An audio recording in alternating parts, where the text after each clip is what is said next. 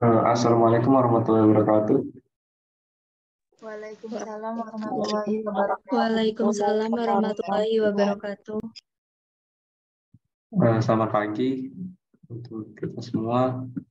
Terima kasih sudah pada join untuk pertemuan 14.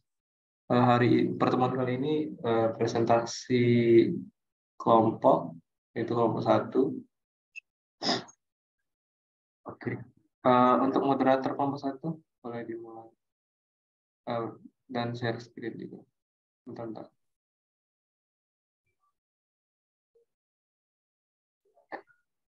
Udah bisa.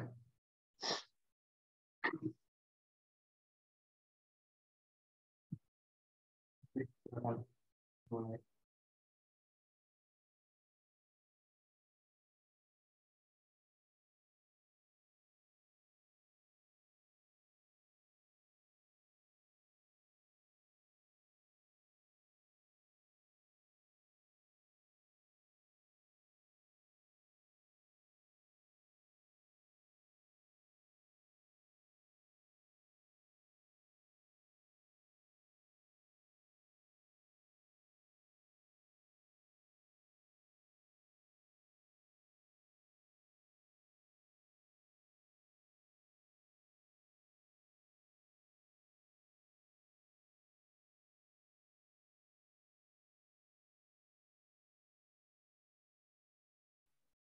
Baik, Assalamualaikum warahmatullahi wabarakatuh. Waalaikumsalam warahmatullahi wabarakatuh. Selamat pagi dan salam sejahtera untuk kita semua. Puji dan syukur kita tak lupa kita ucapkan kepada Allah Subhanahu wa taala karena berkatnya kita dapat berkumpul di ruang Zoom ini dalam keadaan sehat walafiat. Tanpa berlama-lama lagi, saya akan kelompok 1 akan mempresentasikan materi pada hari ini yaitu atom. Sebelumnya perkenalkan, nama saya Tarisa Nabila dengan NIM 046 sebagai moderator. Dan di sini dosen pengampu yaitu Bapak Dr. Andes Afan Malik ME dan Ibu Dr. Anda Zurweni MSI. Nah, di sini kelompok 1 yang beranggotakan yang pertama yaitu Widya Silvani Putri dengan NIM 001, Nadia Larasati dengan NIM 004, Ayu Wiranti dengan NIM 007, Ika Ramadhani dengan NIM 019, Palina dengan NIM 037, Astri Wahyuni dengan NIM 040, Anissa Jovania dengan NIM 058, dan yang terakhir yaitu Nurul Dwi Sartika dengan NIM 061.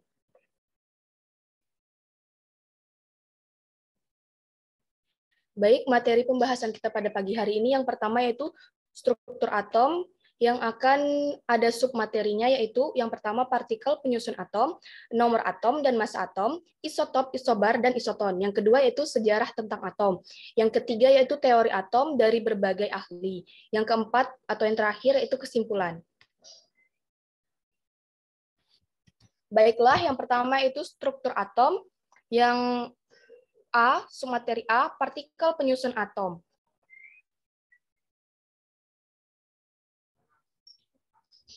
Nah, pada struktur atom ini akan dijelaskan oleh Widya Silvani Putri. Kepada Widya dipersilahkan. Baik, terima kasih kepada moderator. Di sini saya akan menjelaskan tentang struktur atom bagian partikel dasar penyusun atom. Meskipun atom dideskripsikan sebagai bagian yang tidak dapat diuraikan dan dibagi lagi, namun ternyata atom disusun dari beberapa partikel subatomik. Partikel subatomik ini sendiri terdiri dari elektron, proton, dan neutron. Yang pertama ada elektron. Elektron sendiri ditemukan oleh Joseph John Thomson pada tahun 1897 melalui percobaan sinar katoda. Sedangkan untuk elektron sendiri ditemukan oleh Robert Millikan melalui percobaan tetesan halus minyak. Berdasarkan hasil percobaan Thomson dan Millikan, didapatkan muatan elektron -1 dan massa elektron sama dengan 0, sehingga elektron dilambangkan 0-1e. Elektron sendiri juga merupakan subpartikel atom yang bermuatan negatif dan paling ringan. Yang kedua ada proton. Proton sendiri ditemukan oleh Goldstein pada tahun 1886 melalui percobaan sinar katoda yang telah dimodifikasi. Setelah melakukan percobaan pada berbagai gas, ditemukanlah bahwa gas hidrogen menghasilkan sinar bermuatan positif paling kecil, baik masanya maupun muatan-muatannya. Sehingga partikel ini disebut proton, di mana proton memiliki muatan +1 dan masanya sama dengan 1 SMA atau satuan massa atom. Proton sendiri merupakan subpartikel penyusun atom yang bermuatan positif dan masanya paling berat. Yang ketiga ada neutron. Neutron sendiri ditemukan oleh James Chadwick pada tahun 1932 melalui percobaan menembaki atom berilium dengan sinar alfa. Dari percobaan tersebut didapatkan bahwa partikel yang menimbulkan radiasi berdaya tembus tinggi memiliki sifat netral, atau bisa dikatakan tidak bermuatan, serta memiliki massa yang hampir sama dengan proton, yaitu 1. Oleh karena itu, dalam sebuah atom, neutron bersifat netral karena partikel ini muatannya sama dengan 0.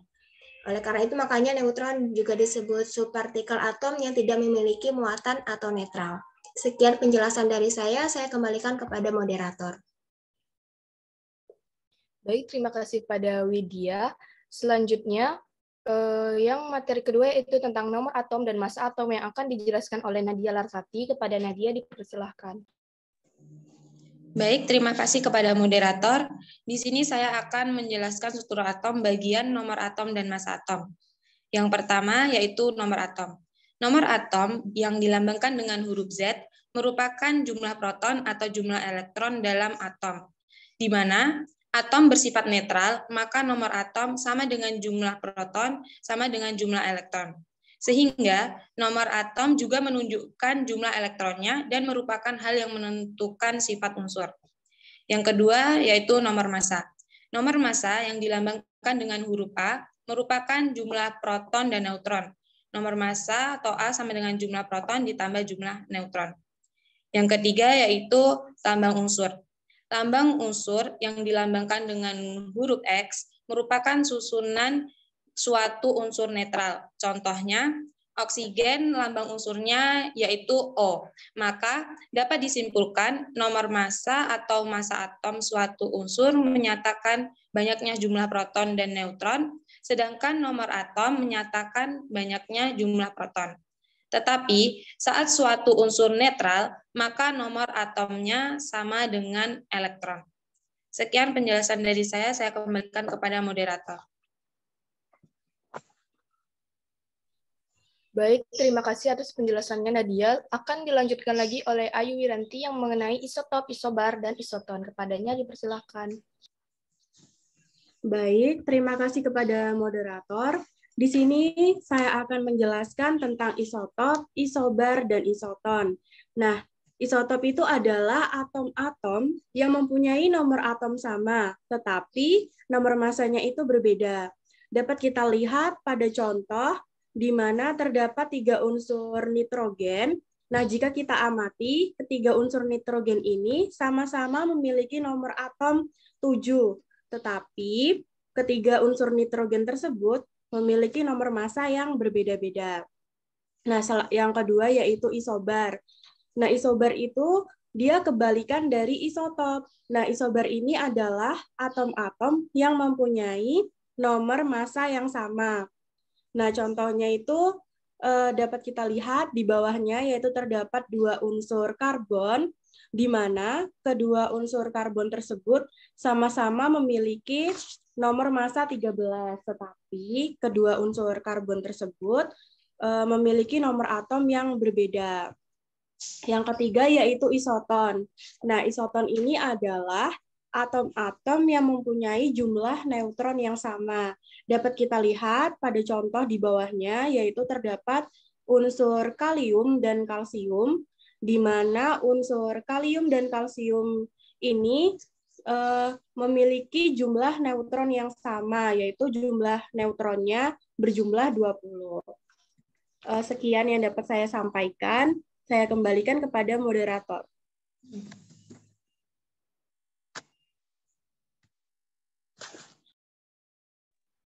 Baik, terima kasih kepada Ayu. Akan dilanjutkan yaitu sejarah dari atom yang akan dijelaskan oleh Ika Ramadhani. Kepada Ika dipersilahkan.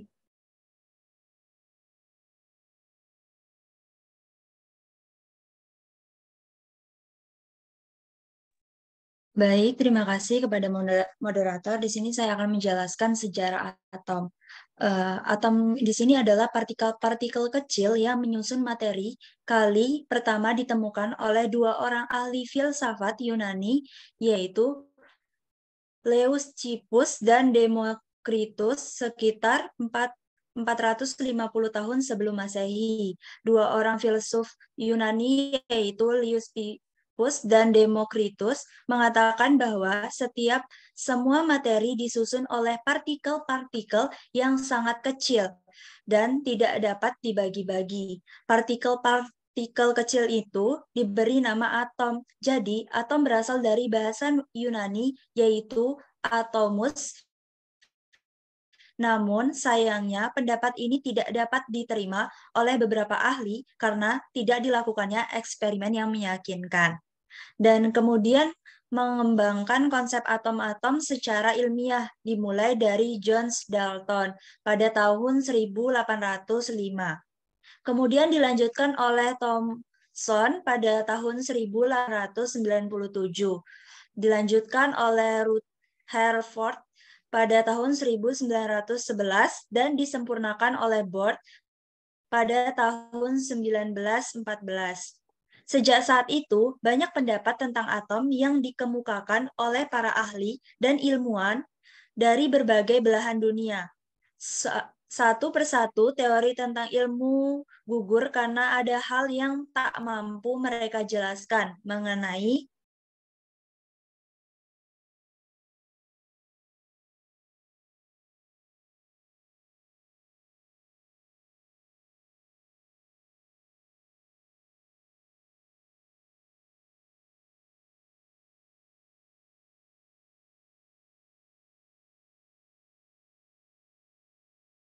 Maaf moderator, sepertinya Ika terkendala jaringan. Ya baiklah, sepertinya Ika udah terkendala jaringan ya. Jadi akan saya lanjutkan tadi penjelasannya. Sejak saat itu, banyak pendapat tentang atom yang dikemukakan oleh para ahli dan ilmuwan dari berbagai belahan dunia. Nah, salah satu persatu dari teori tentang ilmuwan tersebut gugur karena ada hal yang tak mampu mereka jelaskan mengenai apa yang mereka kemukakan. Namun, Dalton telah membuka jalan menemukan kesempurnaan sebuah atom.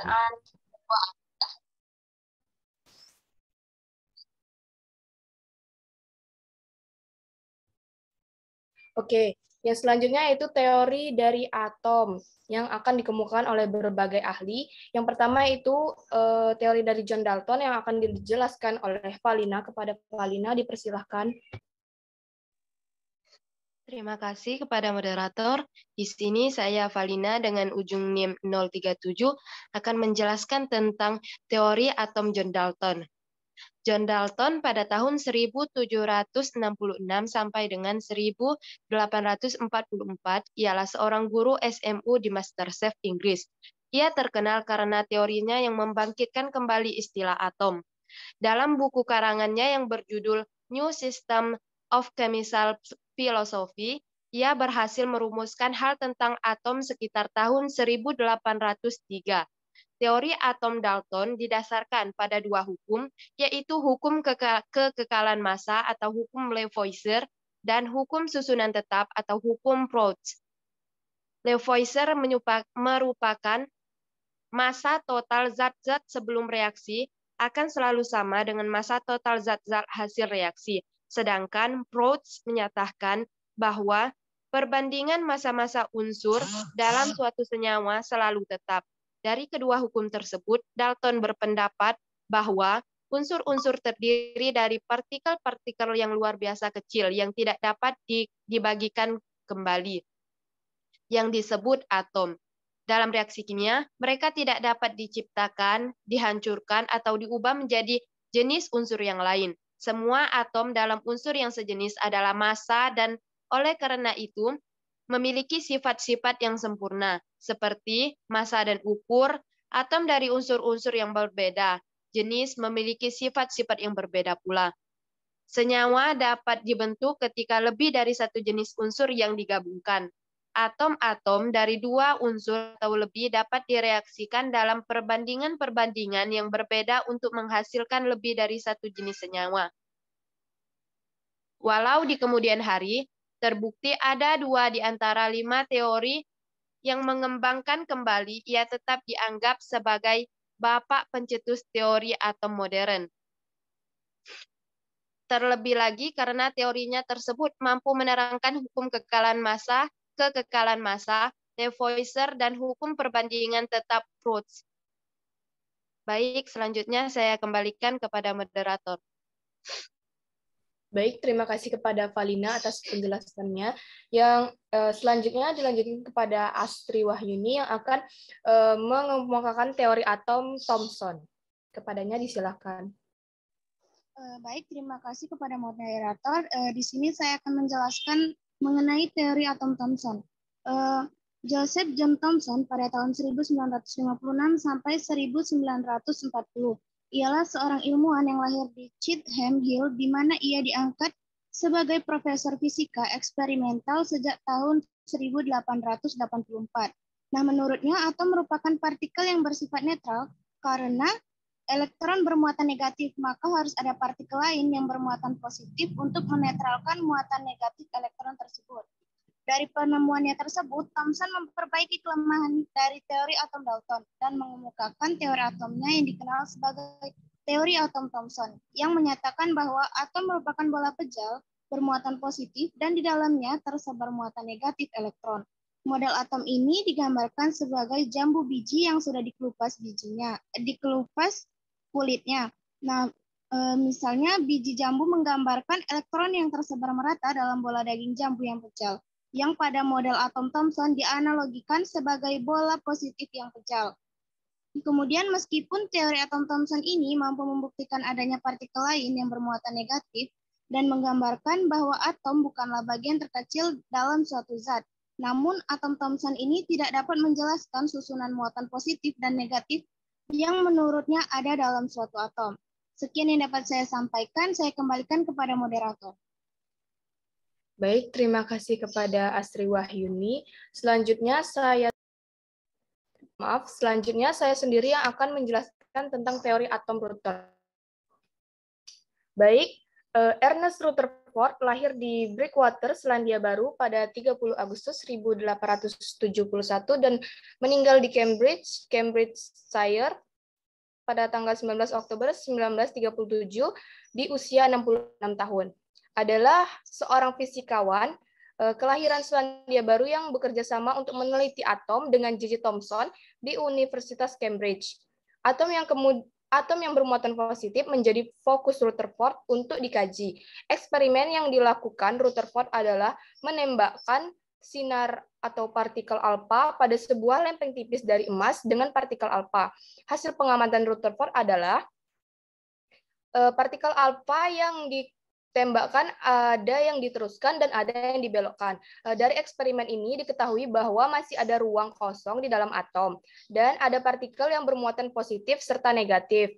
Dari hasil ini selanjutnya Rutherford mengajukan model atom yang dinyatakan bahwa atom terdiri dari inti atom yang bermuatan positif dan dikelilingi oleh elektron-elektron yang bermuatan negatif. Elektron bergerak mengelilingi inti dengan lintasan yang berbentuk lingkaran atau elips. Teori Rutherford banyak mendapat sanggahan. Jika elektron bergerak mengelilingi inti, maka elektron akan melepaskan atau memancarkan energi sehingga energi yang dimiliki elektron lama-kelamaan akan berkurang dan menyebabkan lintasannya makin lama makin kecil. Teori Rutherford tidak dapat menjelaskan fenomena ini. Kelemahan dari Rutherford tidak dapat menjelaskan mengapa elektron tidak jatuh ke dalam inti atom. Berdasarkan teori fisika, gerakan elektron mengitari inti ini disertai pemancaran energi sehingga lama-kelamaan energi elektron akan berkurang dan lintasannya makin lama akan mendekati inti dan jatuh ke dalam inti. Nah, itulah yang dapat saya sampaikan. Selanjutnya yaitu teori dari atom Bohr. akan dijelaskan oleh Anissa. Kepada Anissa dipersilahkan.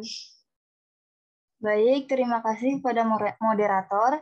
Saya akan menjelaskan teori atom Bohr. Teori atom Bohr adalah model yang diajukan pada tahun 1913 oleh ilmuwan Denmark Niels Henrik Bohr. Teori atom Bohr dianggap sebagai model yang paling dekat dengan teori model atom saat ini. Gagasan Bohr menyatakan bahwa elektron harus mengorbit di sekeliling inti. Namun demikian, teori atom yang dikemukakan oleh Niels Bohr juga memiliki banyak kelemahan. Model Bohr hanyalah bermanfaat untuk atom-atom yang mengandung satu elektron tapi tidak untuk atom yang berelektron banyak. Kelebihan atom Bohr adalah bahwa atom terdiri dari beberapa kulit untuk tempat berpindahnya elektron. Kelemahan model atom ini adalah tidak dapat menjelaskan spektrum warna dari atom yang berelektron banyak sehingga diperlukan model atom yang lebih sempurna dari model atom Bohr. Gagasan kunci model atom Bohr ada dua, yaitu elektron dan elektron. Baik, sekian yang dapat saya sampaikan. Saya kembalikan kepada moderator. Baik, terima kasih kepada Anissa. Yang akan dilanjutkan oleh Nurul yang membahas tentang atom modern atau mekanika kuantum. Kepada Nurul dipersilahkan.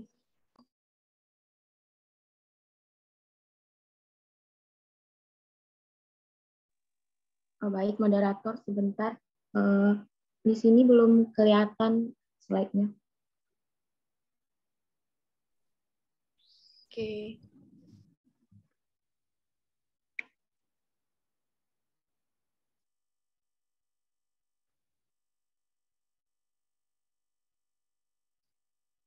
Oke, baiklah. Di sini saya sebagai pemateri terakhir akan menjelaskan tentang teori atom modern atau kuantum. Teori atom modern atau yang lebih sering disebut teori atom mekanika kuantum. Teori atom modern merupakan teori yang menyatakan bahwa atom tersusun atas partikel kecil yang disebut subatom, yaitu neutron, proton, dan elektron, di mana neutron dan proton merupakan inti dan elektron bergerak di sekelilingi inti dengan kecepatan cahaya membentuk awan elektron. Adapun yang mendasari lahirnya teori atom modern adalah dualisme partikel, asas ketidakpastian Heisenberg, serta persamaan Schrödinger. Berdasarkan percobaan yang telah dilakukan, dapat disimpulkan bahwa awan elektron di sekitar inti menunjukkan tempat kebolehan jadian elektron. Orbital menggambarkan tingkat energi elektron. Ada 4 jenis orbital. Yang pertama S, kedua P, yang ketiga D, dan yang keempat F. Orbital-orbital dengan tingkat energi yang sama atau hampir sama akan membentuk subkulit. Beberapa subkulit bergabung membentuk kulit. Dengan demikian, kulit terdiri dari beberapa subkulit, dan subkulit tersebut terdiri dari beberapa orbital. Walaupun posisi kulitnya sama, tetapi posisi orbitalnya belum tentu sama.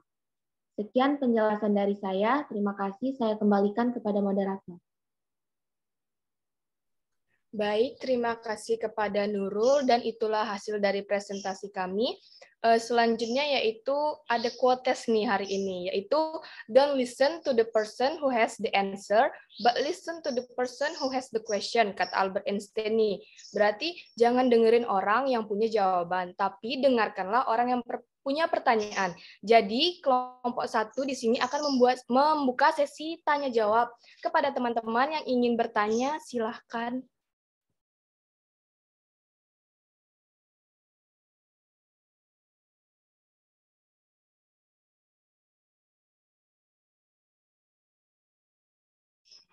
Oke, kepada Ahmad Rehan Evan, boleh? Oke, terima kasih untuk moderator telah memberikan saya kesempatan untuk bertanya. Dari PPT yang dijelasin tadi, materi yang dijelasin tadi, ada beberapa penemu teori dari atom ini, dimulai dari Dalton, Thomson, sampai Rutherford. Dari sekian banyak teori itu sampai atom modern, teori mana yang masih dipakai hingga saat ini? Teori atom mana yang dipakai hingga saat ini? Terima kasih. Oke, terima kasih atas pertanyaannya. Sangat bagus ya, jadi akan kami simpan dulu. Yang selanjutnya yaitu kepada Serliana, dipersilahkan. Baik, terima kasih kepada kelompok 1. Saya ingin bertanya kepada kelompok 1, yang dimana pertanyaan saya yaitu, mengapa dalam perkembangan teori atom Dalton, teori yang dikemukakannya dianggap tidak benar? Coba jelaskan. Terima kasih. Oke, terima kasih kepada Serliana atas pertanyaannya. Selanjutnya yaitu kepada Jaspia, dipersilahkan. Baik, terima kasih kepada moderator. Di sini saya akan bertanya, yang mana pertanyaannya yaitu, mengapa nomor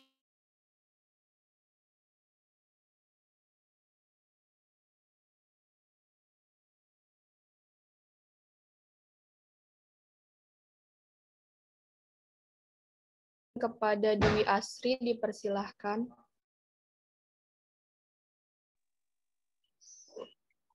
Baiklah. Sebelumnya, perkenalkan nama saya Dwi Asri dengan NIM 048. Baik, di sini saya akan bertanya. Tadi kan sudah dijelaskan di PPT bahwa gagasan Bohr menyatakan bahwa elektron harus mengorbit di sekeliling inti. Lalu, asumsi-asumsi apa yang dikemukakan Niels Bohr dalam menyusun teori atomnya? Atas dasar apa Niels Bohr menyusun teori atom tersebut? Sekian, terima kasih. Oke, terima kasih atas pertanyaannya, Dwi. Selanjutnya kepada Juprizal, dipersilahkan. Baik, terima kasih kepada moderator. Izin bertanya untuk kelompok 1, yaitu apakah teori atom modern atau yang sering dikenal dengan teori mekanika kuantum yang sudah paling modern masih memiliki kekurangan? Jika ada, jelaskan. Sekian, terima kasih. Oke, terima kasih atas pertanyaannya. Dilanjutkan kepada Rahmawati Fajri. Baik, terima kasih kepada moderator serta kelompok 1 yang telah menjelaskan tentang materi atom ini. Baik, tadi sudah dijelaskan dengan sangat baik oleh kelompok 1 tentang struktur atom, tentang sejarah atom, tentang teori-teori atom. Jadi, kenapa sih kita perlu mempelajari tentang atom ini? Terima kasih. Oke, terima kasih kepada Rahmawati. Pertanyaan selanjutnya, Anita Aulia. Kepada Anita, dipersilakan. Baik, terima kasih moderator. Di sini saya minta untuk kelompok 1 menjelaskan mengapa sih model atom Rutherford itu tidak bisa menjelaskan kestabilan atom dan spektrum atom hidrogen. Terima kasih. Terima kasih atas pertanyaannya, Anita. Selanjutnya kepada Hasbi, disilahkan. Izin bertanya moderator, perkenalkan nama saya Emas Biasidiki dengan NIM 17. Izin bertanya bahwa elektron dapat berpindah dari satu atom ke atom yang lainnya. Mengapa hal itu bisa terjadi? Terima kasih.